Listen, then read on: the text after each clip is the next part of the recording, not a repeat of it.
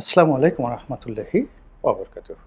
সম্মানিত দর্শক, ডক্টর মোহাম্মদ ইউনুস জীবন সায়ানে এসে যে নিয়তির খপ্পরে পড়েছেন, যে অলৌকিক পরীক্ষা নিরীক্ষার মধ্যে পড়েছেন, এটি এমন একটা জায়গাতে এসে দাঁড়িয়েছে, মনে হচ্ছে তার সারা জীবনের যে অর্জন, সেই অর্জনগুলো হয়তো জলাঞ্জলি যাবে, অথবা তিনি ঘুরে দাঁড়াবেন, ইতিহাস তৈরি করবেন। এমন এক ইতিহাস, দুর্নিবার সেই ইতিহাস, যা এই বঙ্গে কখনো হয়নি। একজন ৮৬ বছর বয়স্ক মানুষ সারা দুনিয়ার মান সম্মান অর্জন করে, পরিচিতি অর্জন করে এবং জীবনের বহু ক্ষেত্রে বহু সফলতা লাভ করে তিনি ৮৬ বছর বয়সে এসে রাষ্ট্র ক্ষমতা পেয়েছেন। এবং সেই রাষ্ট্র ক্ষমতা পাওয়াটা একেবারে অলৌকিক। যদি আপনি প্রকৃতির আইন মানেন, তাহলে এটি মহান আল্লাহ রাব্বুল আলামিনের পক্ষ থেকে হতে পারে একটি পুরস্কার, অথবা তার সারা জীবনের অর্জনকে একেবারে জলাঞ্জলি দেওয়ার জন্য একটা ফাঁদ, নিয়তির ফাঁদ। এর কারণ হলো, রাষ্ট্র ক্ষমতায় যাওয়ার জন্য তিনি নিজের থেকে কখনোই চেষ্টা করেননি। তার সেই সম্ভাবনাও ছিল না, সদিচ্ছাও ছিল না, হয়তো এ ধরনের যোগ্যতাও আল্লাহ রাব্বুল আলামিন তার ভিতরে দেননি।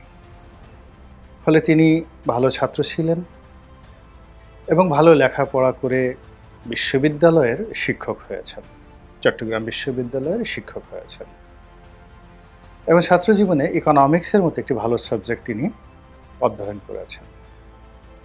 আবার শুধুমাত্র শিক্ষকতার মধ্যে তিনি বসে থাকেননি, তার মেধা, মননশীলতা, মস্তিষ্ককে তিনি কাজে লাগিয়ে গ্রামীণ ব্যাংক এবং ক্ষুদ্র ঋণের মতো একটি বিষয় উদ্ভাবন করেছেন এবং একটি গ্রামীণ ব্যাংক প্রতিষ্ঠা সেই ৮০-র দশকে চারটিখানি কথা নয়। ওই সময়টিতে একজন বিশ্ববিদ্যালয়ের শিক্ষক হুসেইন মোহাম্মদ এরশাদ সাহেবের মতো একজন মানুষকে রাজি করিয়ে, খুশি করিয়ে ওই জমানাতে ৮০-র দশকে তিনি একটি ব্যাংক প্রতিষ্ঠা করেছিলেন এবং এই গ্রামীণ ব্যাংকটির জন্য আলাদা একটি অধ্যাদেশ এবং আলাদা একটা আইন করা হয়েছিল, অন্য কমার্শিয়াল ব্যাংকের মতো নয়। এই কাজগুলো খুব স্বাভাবিক ছিল না। মেধা এবং মননশীলতার চূড়ান্ত ঠিক পরাকাষ্ঠা যদি কিছু বলেন, তো সেটা ডক্টর মোহাম্মদ ইউনূস দেখিয়েছেন তার কর্মজীবনে। তো এই ব্যাংকটি সাড়া ফেলেছিল, দুনিয়াতে সর্বত্র সাড়া ফেলেছিল। তিনি বাংলাদেশের রাষ্ট্র ক্ষমতা এবং বিশ্বের বহু দেশের রাষ্ট্র ক্ষমতাকে ব্যবহার করে তিনি একেবারে রাজনীতিবিদদের অন্দর মহলে ঢুকে গিয়েছেন এবং প্রায় সব ক্ষেত্রে তিনি ছক্কা মেরেছেন। সেটা হোয়াইট হাউস বলেন, বাকিংহাম প্যালেস বলেন বা এলিসি প্রাসাদ মানে ফ্রান্সের, সব জায়গাতেই তিনি ছক্কা মেরেছেন। তিনি ছক্কা মেরেছেন ব্যবসা বাণিজ্যে, ছক্কা মেরেছেন নোবেল পুরস্কার পাওয়ার ক্ষেত্রে, বিশ্ব মিডিয়ার দৃষ্টি আকর্ষণের ক্ষেত্রে এবং অন্যান্য যারা নোবেল লরিয়েট রয়েছেন তাদেরকে একটা প্ল্যাটফর্মে এনে তার পক্ষে কথা বলার জন্য তিনি যে নজির স্থাপন করেছেন, এটি দ্বিতীয় কোনো ব্যক্তি পৃথিবীতে করতে পারেননি। দেয়ার আর ম্যানি নোবেল লরিয়েট। আমরা কয়জনকে জানি ইতিহাসে, সাহিত্যে, শিল্প, সংস্কৃতিতে, পাঠ্যপুস্তকে কয়জন নোবেল লরিয়েটের নাম লেখা আছে? খুব অল্প। তার মধ্যে ডক্টর মোহাম্মদ ইউনূস প্রধানতম। তো এই মানুষটি সব কিছু চেয়েছেন, কিন্তু রাষ্ট্র ক্ষমতা সম্পর্কে তার হয়তো দূর থেকে কামনা থাকতে পারে, বাসনা থাকতে পারে, লালসা থাকতে পারে এবং তিনি ১১ সময় একবার চেষ্টাও করেছিলেন এবং আমার বিশ্বাস যে লোকজন তাকে প্রলুব্ধ করেছিল। রাজনৈতিক দল গঠন করা, সংগঠন করা, রাষ্ট্র ক্ষমতা দখল করা বা যাওয়া, পরিচালনা করা, এটা তার যে কর্পোরেট লাইফ বা গ্রামীণ ব্যাংকে যারা তার একান্ত আপনজন ছিলেন বা আছেন, যাদের সঙ্গে শত্রুতা হয়েছে বা যাদের সঙ্গে মিত্রতা রয়েছে, তারা সবাই জানেন যে তিনি সিদ্ধান্ত গ্রহণ করার ক্ষেত্রে এতটা, যাকে বলা হয়, নেতিবাচক বলবো না ইতিবাচক বলবো, মানে তার সিদ্ধান্তের বাইরে একটা উফ শব্দ করা যাবে না। তো অ্যাপেলের সিইও বা এই যে খ্যাপাটে এখন ইলন মাস্ক, উনাদের মধ্যে যে ধরনের কর্পোরেট মন মানসিকতা, পাগলামো, ঠিক ডক্টর মোহাম্মদ ইউনূসের মধ্যেও কিন্তু এরকম পাগলামো আছে। তো এই পাগলামো দিয়ে আসলে রাষ্ট্র পরিচালনা করা যায় না, এটি উনি বুঝতে পেরেছিলেন ১১ সময়। এই কারণে তিনি কি করলেন, যখন রাজনীতি করার চেষ্টা করলেন এবং সেটা ব্যর্থ হলো, ঠিক সেই সময়টাতে তিনি একদম খুব অল্প সময়ে ইউটার্ন নিয়ে কান ধরেছিলেন, নিজের কান নিজে ধরে বলেছিলেন যে আমি মাপ চাই। তো যাই হোক, নিয়তি তাকে আবার এই জায়গাতে নিয়ে এসেছে।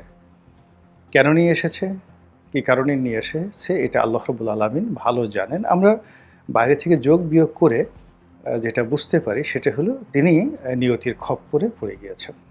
অমরত্ব লাভের খপ্পর হতে পারে, অথবা একেবারে ফিনিশ, সারা জীবন যা কিছু করেছেন সব কিছু জলাঞ্জলি যাবে এই জায়গাতে। এখন তিনি যেদিন ক্ষমতা গ্রহণ করলেন সেই দিন থেকেই গ্রহ নক্ষত্র, চন্দ্র সূর্য তারকারাজি, বিশ্ব ব্রহ্মাণ্ডের যা কিছু মানুষের গতিবিধি নিয়ন্ত্রণ করে, প্রায় সব কিছুই তার বিরুদ্ধে চলে গেছে। তিনি ক্ষমতা গ্রহণ করার পর একটার পর একটা বন্যা, একটার পর একটা কালবৈশাখী তো না, মানে যাকে বলা হয় জলোচ্ছ্বাস, তারপর নানা রকম প্রাকৃতিক বিপর্যয়, যা কিনা এই অর্থনীতিকে তছনছ করে দিয়েছে। এরপর অনেকগুলো ঘটনা ঘটেছে বিশ্ববিদ্যালয়ে, রাজনীতিতে, ব্যাংকে, শেয়ার মার্কেটে, যেগুলো এখন আসছে না, কিন্তু এমন অনেক ঘটনা ঘটেছে যা কিনা তার সঙ্গে যায় না। আমরা তাকে ঠিক সেই রাজপুত্রের, কল্পনার যে রাজপুত্র, তাকে ঠিক সেইভাবে, মানে তিনি তো ডেনমার্কের খুব প্রিয় একজন মানুষ, নরওয়েরও খুব প্রিয় মানুষ। এর কারণ হলো টেলিনর যে কোম্পানিটি, এটি স্ক্যান্ডিনেভিয়ান কান্ট্রিগুলোতে খুব নামকরা একটা কোম্পানি, এবং তিনি সেই গ্রামীণ ফোন যে করেছেন টেলিনরের সঙ্গে সংযুক্ত করে। তো সেই ডেনমার্কের একজন খুব বিখ্যাত লেখক আছেন, হ্যান্স ক্রিশ্চিয়ান অ্যান্ডারসেন। সারা দুনিয়াতে তাকে বলা হয় রূপকথার রাজা। অসাধারণভাবে তিনি রূপকথা শোনাতে পারেন।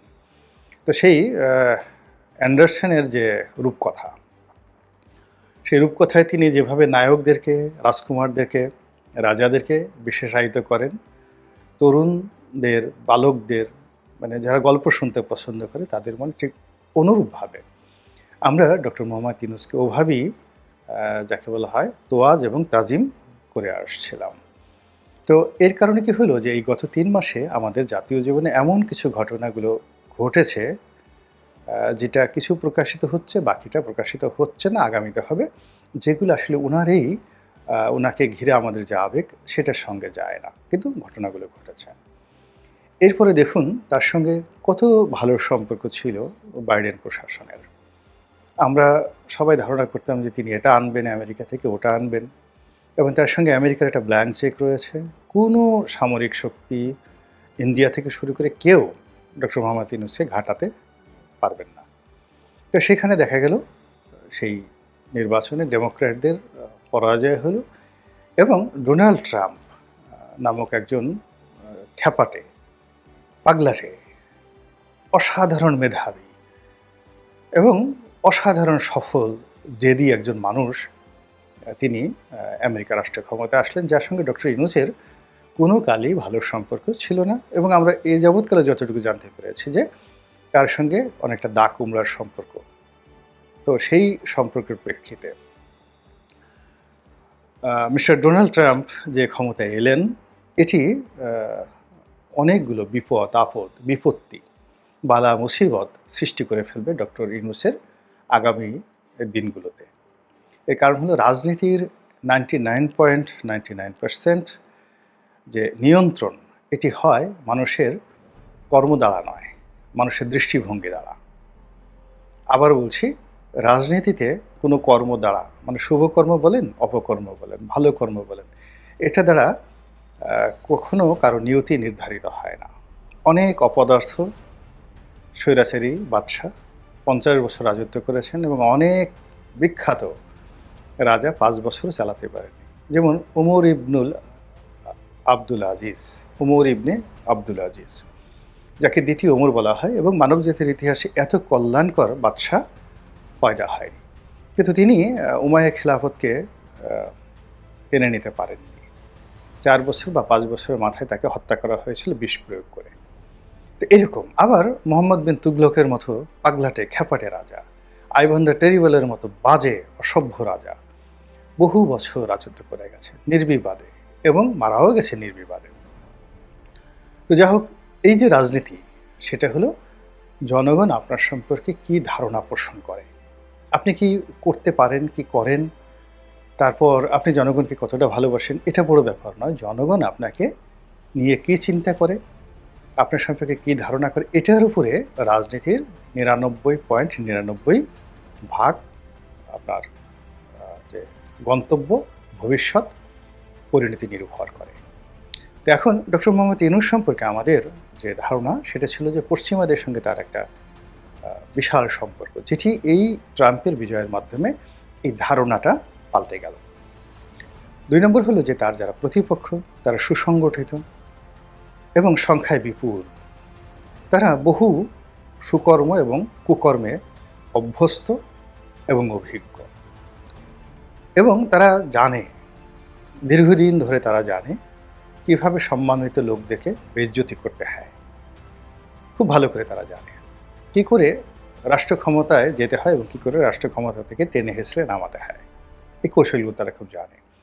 এখন এই যে জনগণের যে মনোভাব, দৃষ্টিভঙ্গি, গত ৩ মাসে যেটা তৈরি হয়েছে ওনার কর্মকাণ্ডের কারণে, বাকিটা আমেরিকার এই নির্বাচনের মাধ্যমে, আর এই সময়টিতে ওনার যারা প্রতিপক্ষ তারা যে সাড়া ফেলেছে, তাদের ইদানিংকালের যে চিৎকার, চেঁচামেচি, আওয়াজ, হাঁটা চলা, অঙ্গভঙ্গি এবং পদচারণা, সেই প্যারিস থেকে জেনেভা, জেনেভা থেকে ম্যানহাটান, ম্যানহাটান থেকে দিল্লি, দিল্লি থেকে সিঙ্গাপুর, সিঙ্গাপুর থেকে মালয়েশিয়া, কুয়ালালামপুর, কুয়ালালামপুর থেকে জেদ্দা, সর্বত্রই তারা জেগে উঠেছে। তারা জেগে উঠেছে ঢাকা বিশ্ববিদ্যালয় ক্যাম্পাসে, জেগে উঠেছে টাপ থেকে তেঁতুলিয়া, ভার্চুয়ালি এবং প্র্যাকটিক্যালি।